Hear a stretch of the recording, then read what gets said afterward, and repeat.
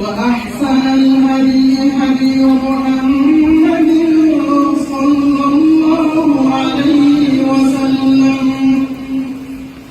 وخير الأمور عوازمها وشر الأمور محدثاتها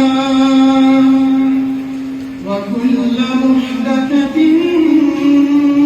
بدعة وكل بدعة ضلالة وكل ضلالة في النار.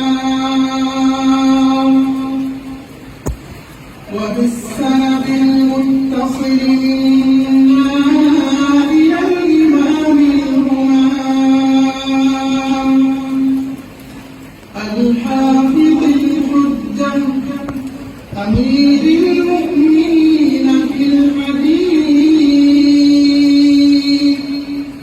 الشيخ أبي عبد الله محمد بن إسماعيل بن إبراهيم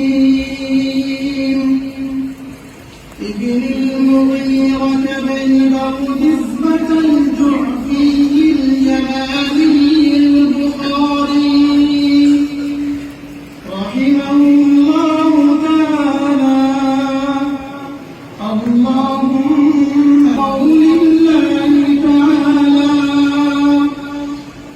ونضع الموازين القسط ليوم القيامة وأن أعمال بني آدم وقولهم توزن وأن أعمال بني آدم وقولهم توزن. وقال مجاهد القسطاس العدل بالرومية ويقال القسط مصدر المقسط وهو العادل. وأما